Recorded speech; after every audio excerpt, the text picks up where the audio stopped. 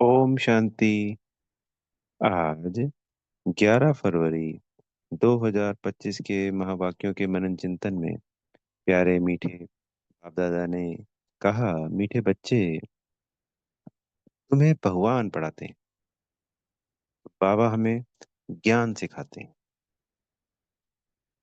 और इन्हीं ज्ञान रत्नों का धंधा करने के लिए कहते हैं। तो अब रोज की मुरली में बाबा ज्ञान रत्नों का धंधे का तात्पर्य बाबा से ज्ञान रत्न लेने हैं और दूसरों को देना है। तो व्यापार में क्या होता है, आपने कोई सामान खरीदा खुद ने और उसको आगे बेचा तो उसका प्रॉफिट मिला, वो कई गुना हो गया, कुछ परसेंटेज बढ़ गई। ऐसे ही जब हम बाबा से लेते हैं और इन ज्ञान रत्नों को आगे देते हैं तो वो हमारा बुद्धि का विकास होता है, हमारा पुण्य का खाता बढ़ता है। बाबा से ज्ञान लिया, ये भी पुण्य है। इसकी प्रारब्ध क्या है, सिर्फ ज्ञान लेने की प्रारब्ध भी है कि हम सत्युग त्रेता में जाएंगे। पर अगर हमने उसको आगे बांटा तो उसमें हमारा पद ऊंचा हो जाता है। वह कहते हैं ना, प्रजा बनाओ, आगे दूसरों को ये ज्ञान बांटो। तो हर चीज बांटने से क्या होती है, बढ़ती है। तो इसको क्या कहा, ज्ञान रत्नों का धंधा करना है।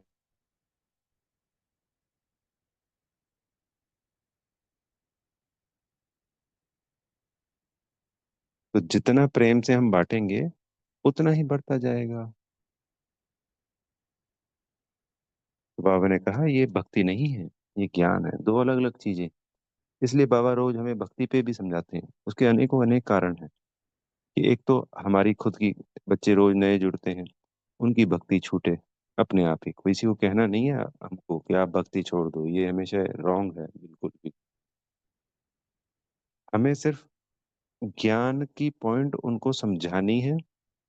फिर जब वो ज्ञान में चलेंगे तो जब रोज मुरली पढ़ेंगे या सुनेंगे तो अपने आप स्वतः ही भक्ति छोड़ देंगे। अगर हम निमित्त बन गए और वो ज्ञान में चलने लग गए तो ज्ञान में चलने के बाद भी कभी भी किसी को नहीं कहना है कि आप भक्ति छोड़ दीजिए, ये रॉन्ग है, ये ऐसे है, ये वैसे है, बिल्कुल नहीं। इसका भी अ, गलत प्रभाव पड़ता है, हमारा खाता माइनस में चला जाता है। उसको जब अपने आप टचिंग होगी, बाबा से प्रेम बढ़ेगा, वो स्वतः ही छोड़ देगा। चाहे वो हमारे मानव लौकिक परिवार में भी हुई हो, पहले हम चल गए ज्ञान में और फिर हम किसी और को चलाने के निमित्त बने, तो बस ज्ञान देना है। तो एक तो ये ज्ञान भक्ति छोड़नी होती है, और एक ये समझना होता है कि भक्ति के अंदर जो ज्ञान था वो ज्ञान नहीं था, वो तो अंधश्रद्धा और वो सब कुछ रॉन्ग था। ये भी होता है कारण। फिर इसलिए भी बाबा हमें समझाते हैं भक्ति की बातें कि हमें बाहर वाले जो भी मनुष्य आत्माएं हैं उनको जब ज्ञान देंगे तो वो सब भक्ति तो कर रहे हैं, जैसे हम भी पहले भक्ति कर रहे थे और हमने भी स्वतः ही छोड़ी। तो इसलिए भक्ति के पॉइंट बाबा हमें रोज रोज इन वजहों से दो तीन, और भी अनेकों वजह निकल सकती है अगर हम इसकी गहराई में जाएंगे तो ये ज्ञान है और वो भक्ति है। तो जब ये ज्ञान मिल जाता है तो उस भक्ति से स्वतः ही वैराग्य आ जाता है।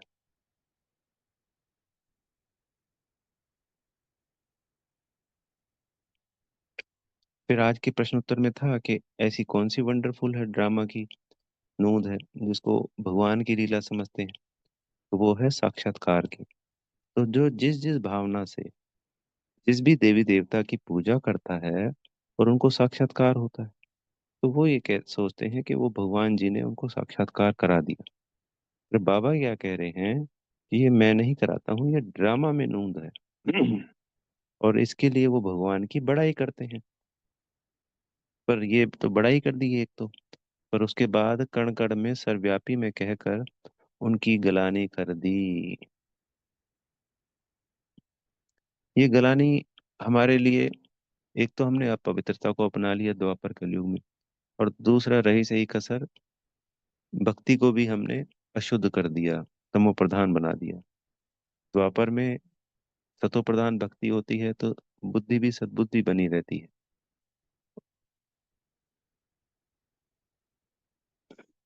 बाबा से निरंतर द्वापर कलयुग में भी हमको विशेष गुण शक्तियां अप्रत्यक्ष रूप में मिलती रहती। जब हम भक्ति करेंगे तो भावना जो रहती है तो प्राप्तियां होती ही होती हैं, ये निश्चित है। पर जब हम कोई किसी की गलानी कर देते हैं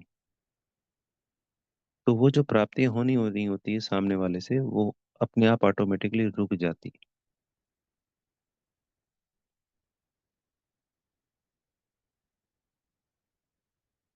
जैसे संसार में मनुष्यों की भीड़ है, तो उस भीड़ में हम सिर्फ अपने माँ बाप को ही तो अपना माँ बाप कहेंगे। दूसरे के माँ बाप को अपना माँ बाप थोड़ी कह सकते हैं। या ये थोड़ी कह सकते हैं कि सारे ही मेरे माँ बाप हैं। भगवान को कण कण में बता देना, एक तो हम कह रहे हैं वो हमारा मालिक है, हमारा पिता भी है, भक्ति में भी तो कहते हैं ना। और फिर सब में ही बता दिए, कण कण में, कुत्ते बिल्ली में, सब जगह भगवान को कह दिया। एक तो कहने वालों ने कह दिया, पर मानने वालों ने भी फट से मान लिया, कोई विरोध नहीं।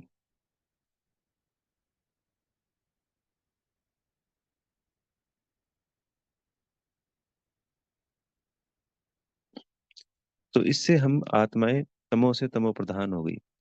तमो प्रधान का तात्पर्य लगभग ये है कि हम विकर्म भी करते रहे और हमारी कॉन्शियस ने उसको स्वीकार भी कर लिया। जैसे विरोध होता है ना कि ये रॉन्ग है, तो रॉन्ग और राइट समझने की बुद्धि भी नहीं रही। तो वो तमो प्रधान अवस्था में विकर्म करते हुए उसको स्वीकार कर लेना, उसकी महसूसता ही नहीं होना कि ये गलत है। हम कहते हैं ना, लोग कैसे दूसरों को दुख दे देते हैं, कई कई आत्माएं हम देखते हैं और उनको एहसास ही नहीं होता। यही तमो प्रधानता है। अगर तमो बुद्धि होएगी तो एहसास होगा कि नहीं, ये तो रॉन्ग है, हमें नहीं करना है, किसी को दुख नहीं देना है।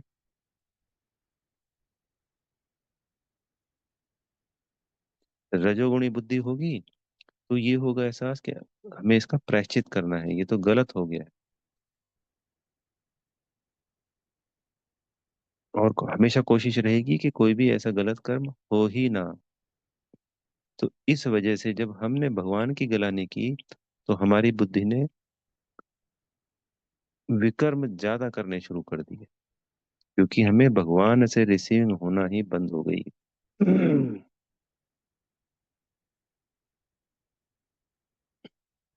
और हमारा पाप का खाता भी बढ़ता चला गया। तो जैसे जैसे बुद्धि तमोगुणी होती जाती है, पाप का पाप का बोझा बढ़ता जाता है, तो उसकी सोचने समझने की या उसकी सद्बुद्धि की क्षमताएं कम होती चली जाती हैं और विकर्म होते चले जाते हैं। तो ये बड़ी गहरे गहरे पॉइंट है, गहरी बातें हैं समझने की।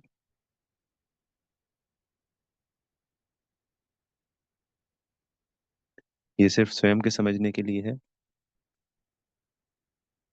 दूसरों को क्लियर करना है कि भगवान सर्वव्यापी नहीं है। बाबा ने अनेकों मूल्यों में हमें अनेकों पॉइंट समझाए हैं। और रही बात साक्षात्कार की, तो सोचने वाली बात है, हनुमान और गणेश जी नाम का कोई कैरेक्टर है ही नहीं संसार में, आप और हम जानते हैं। फिर भी ये लोगों आत्माओं को साक्षात्कार होता है।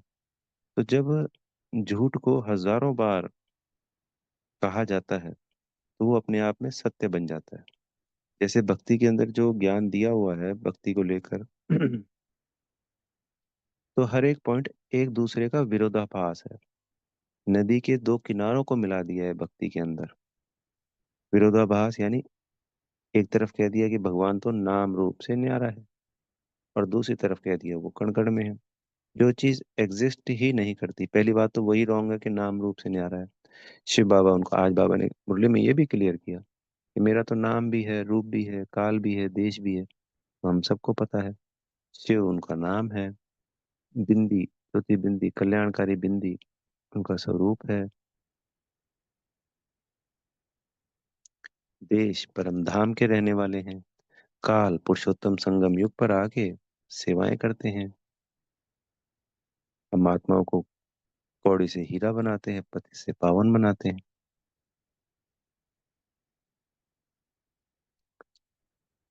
और फिर कह दिया कण कण में है। एक तरफ तो ये दोनों अलग अलग बातें होगी, जो चीज है ही नहीं तो वो फिर कण कण में कैसे हो सकती है। उल्टी होगी ना दोनों।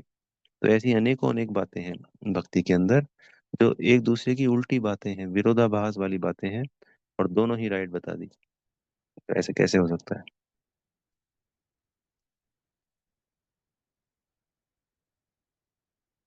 और सब कुछ राइट ही राइट बता दिया। अब इन झूठ को हमने पिछले सैकड़ों वर्षों में बार बार दोहराया, और इसको हमने सही मान लिया।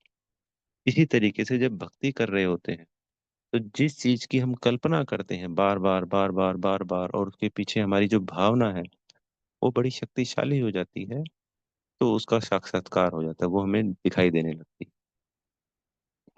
जैसे फिल्मों में देखते हैं ना, कोई एक दो को प्रेम करते हैं, तो भावना बड़ी शक्तिशाली रहती है, हमेशा वही नजर आता है, तो चारों तरफ दूसरी आत्माओं में भी वही नजर आने लगता है। किसने काम किया? भावना ने। ये क्या हुआ? ये साइंटिफिक रीजन। तो बाबा कहते हैं ये ड्रामा में नूंद है, और मेरी बड़ाई कर दी है।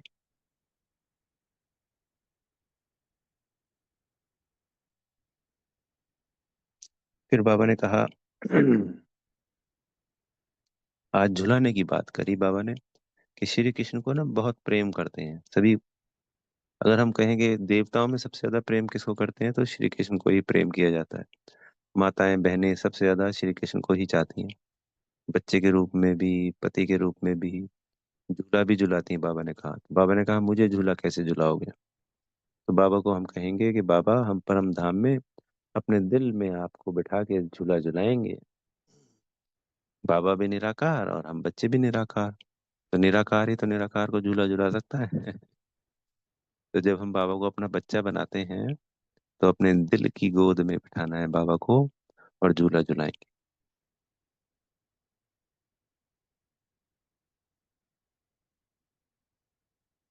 तो आज हम सब परम धाम जाएंगे, और बाबा को झूला झुलाएंगे।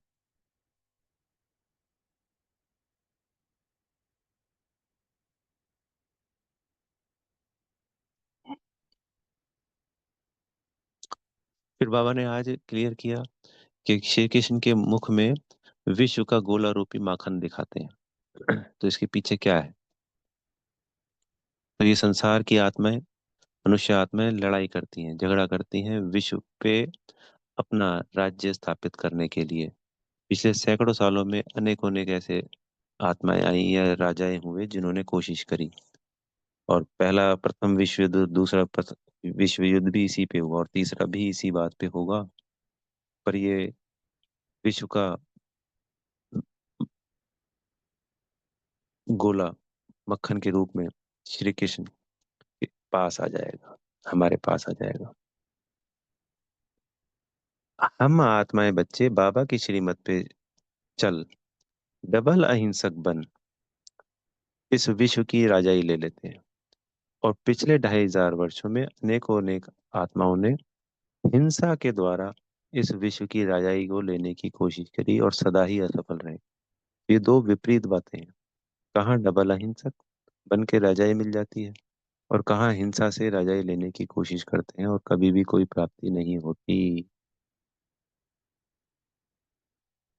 तो डबल अहिंसक हम सभी जानते हैं। एक, हम पवित्रता को धारण करते हैं, और दूसरा, कोई हिंसा तो हम करते ही नहीं, मारपीट, किसी को मारना करना। और फिर आज बाबा ने एक पॉइंट क्लियर किया कि बच्चे सेंटर पे भी आते हैं और अपवित्रता भी धारण किए हुए रहते हैं, और यह सोचते हैं कि बाबा को तो सब कुछ पता है, जानी जाना नहार है। तो ये रॉन्ग है। जो भी हमसे गलती होती है जाने अनजाने, वैसे ये तो हमें करना ही नहीं है कि अपवित्रता को धारण करते हुए ये कर्म करना है, और बड़ा पाप हो जाता है। त्रेता में आत्मा आएगी, पहली बात। दूसरी बात, फिर विकर्मों का बोझा पहले से है, और इसका 100 गुना दंड और बढ़ता जाता है, और जिससे और पापों का बोझा पड़ता है। तो पाई पैसे का पद, यानी त्रेता में भी एक दो चार जन्म आ गए, ज्यादा से ज्यादा, उसके पीछे पुरुषार्थ कितना किया उस बात पे डिपेंड है। फिर दूसरा, सजाएं खाएंगे, और पद भी दास दासी के, मतलब प्रजा के भी नौकर चाकर जाके बनेंगे, तो उसका क्या फायदा? तो कोई भी भूल चूक गलती होती है, बाबा को जरूर बतानी है। ये बाबा ने कहा है। ये नहीं सोचना है कि बाबा जानता है सब ठीक हो जाएगा। इसके पीछे एक एक कारण, अनेकों कारण है बताने के। एक कारण ये है कि जब तक आत्मा ये रियलाइज नहीं करती कि मुझसे ये गलती हो रही है, तब तक उसको सुधारेगी कैसे? क्योंकि गलत कर्म करते हुए अगर हम ये सोचते हैं कि मैं राइट हूँ, और उसको एहसास ही नहीं हो रहा उस गलती का, तो फिर बाबा चाहे समझाए और चाहे शक्तियां दे, उसको उसकी अनुभूति नहीं होगी। जब वो स्वयं उसकी अनुभूति करके बाबा से क्षमा मांगेगा, बाबा को बोलेगा, तो उसका 50% बाबा ने कहा है कि माफ भी हो जाएगा। और फिर बाबा हमें शक्तियां देंगे उस कमजोरी पर विजय पाने की। मुरली पर समझाएंगे भी, और शक्तियां भी देंगे, और वो हमें रिसीव भी होंगी। और फिर हम जब उसके लिए पुरुषार्थ करेंगे, तो कमी कमजोरी हमारी छूट जाएगी। तो कहीं पे कोई भी बात होती है, बाबा को बताना भी जरूर है उसी वक्त। और बाद में अगर अगर नहीं, डायरी में लिख के देना ही देना है।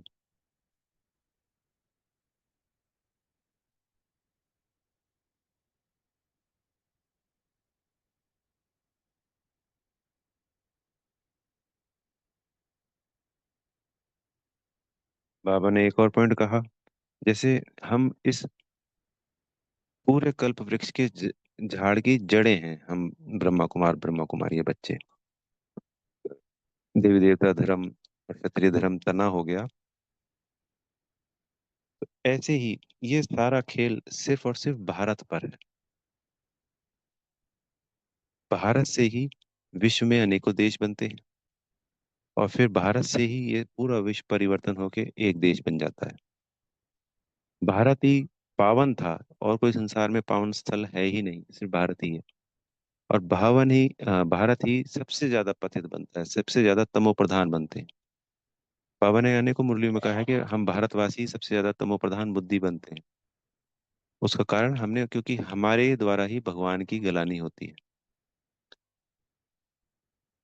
और भारत ही, जैसे हम ब्रह्मा कुमार और कुमारियां इस पूरे झाड़ की जड़ें हैं, ऐसे ही भारत खंड ही पूरे विश्व का अ, जड़ है।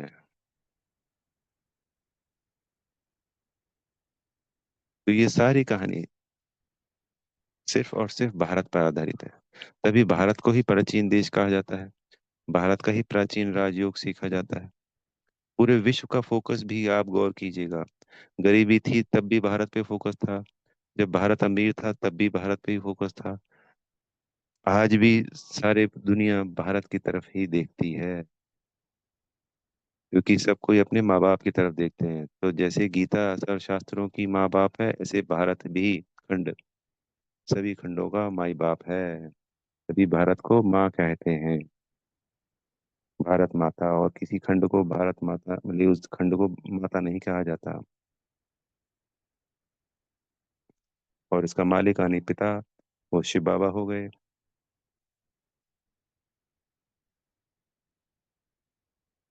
इस जैसा पावन खंड, हमें जितना फक्र स्वयं पे, बाबा पे, इस ज्ञान पे, इस परिवार पे, उतना ही फक्र हमें भारत पे रखना है। बाबा ने क्लियर किया कि ये सारा संसार ही लंका एक टापू है, क्योंकि ये समुद्र के ऊपर स्थापित है। जहाँ समुद्र का पानी नहीं होता वहां रहने का स्थान बन जाता है, उसको टापू कहते हैं। तो ये सारा संसार ही टापू है, इसमें हम सब आत्माएं सीताएं हैं। तो सीता, हम सब रावण की जेल में हैं, जिसको वो परम राम आकर छुड़ाकर अपने संग ले जाते हैं। तो जो सीताएं उनकी श्रीमत पर चलती हैं, वो स्वर्ग में चली जाती हैं। और जो अपनी मर्जी से अपनी मनमत चलाती हैं, उनकी बात नहीं मानती हैं, वो परम धाम में चली जाती हैं, मुक्ति में चली जाती हैं। फिर बाबा ने आज हमें, सदगुरु जी ने वरदान दिया, मन मना भव के महामंत्र द्वारा सर्व दुखों से पार रहने वाले सदा सुख स्वरूप भव। तो कोई भी दुख आए, तो बाबा ने कहा मन मना भव का मंत्र ले लो, जिससे दुख भाग जाएगा। तो कोई भी, चाहे तन बीमार हो, चाहे धन ऊपर नीचे हो, या और भी कोई बात हो जाए, बेइज्जती हो जाए, हमने कुछ गलत नहीं किया होता, कई बार ब्लेम लग गया किसी कारण से, तो वो सब पिछले हिसाब किताब है, चुप तो हो रहे हैं, चुपचाप रहना है। उसका दुख नहीं लेना है। कोई बिना बात के डांट देता है, किन्हीं के साथ हमारे पुराने कार्मिक हिसाब किताब है, अनेक जन्मों के, तो चुपचाप सुन लेना है। हिसाब चुप तू, उसको दुख नहीं लेना है। बाबा ने कहा कि तुम तो सुख के सागर की संतान हो, तुम्हारे पास तो दुख की लहर आनी ही नहीं चाहिए अंदर। तो जैसे लहरें आती हैं चली जाती हैं, बात आई और गई। तो हमें तो हमेशा सुख का अनुभव करते रहना है, बाबा की याद से इन लहरों को हाई जंप देकर क्रॉस करना है। कैसे होगा? सिर्फ और सिर्फ बाबा की याद से। और जैसे ही ये खेल है, उस वक्त हमें संकल्प करने हैं जब कुछ हो रहा है ना, अरे ये तो खेल है, दिल मन ये तो खेल है, खेल ये तो खेल है, खेल। और बाबा के पास परम धाम पहुंच जाना है 1 सेकंड के अंदर, और बाबा की याद में रहना है, जिससे कि हम हमेशा इन दुखों से मुक्त रहें। फिर स्लोगन में बाबा ने कहा, अब इसको, वरदान को अंदर ही अंदर घूंटना है, इसके अपने स्वरूप में लाना है, कि मैं इसका स्वरूप हूँ ही हूँ, हर कल बना हूँ अब भी बना हूँ। और जो बाबा ने इसमें फिर वरदान में हमें समझानी देती है कि मन मना भव के मंत्र को याद रखना है, तो मन ही मन बाबा को याद करें, उस वक्त जो परिस्थितियाँ चल रही है उस वक्त बाबा की याद में चले जाएं। स्लोगन में है, हर संकल्प में दृढ़ता की विशेषता को प्रैक्टिकल में लाओ तो प्रत्यक्षता हो जाएगी। तो दृढ़ता की शक्ति हमारे अंदर होनी जरूरी है। जो भी समर्थ संकल्प हम क्रिएट करते हैं, उनको इम्प्लीमेंट करना है। तो वो जब तक दृढ़ता की शक्ति नहीं होगी तब तक नहीं होंगे। तो बाबा के पास परम धाम जाके दृढ़ता की शक्ति लेनी है, और हर समर्थ पॉजिटिव संकल्पों को इम्प्लीमेंट करना है। फिर बाबा ने कहा, आज के अव्यक्त इशारे में स्वयं की उन्नति और सेवा की उन्नति में एक ने कहा और दूसरे ने हाजी किया। जब संगठन है, तो संगठन में जब हम ब्राह्मणों का संगठन है, सेवाएं कर रहे हैं, तो कोई भी ब्राह्मण दूसरा कोई हमें बात समझानी देता है, तो उसको कर देनी है। खासकर दीदी कहें, बड़ी दीदी, सेंटर की दीदी, या कोई भी बड़े बुजुर्ग कहते हैं, बात को काटना नहीं है। अगर हमें लगता है कि वो राइट नहीं है, तो पहले हाँ जी करना है, ना जी पहले नहीं करना है।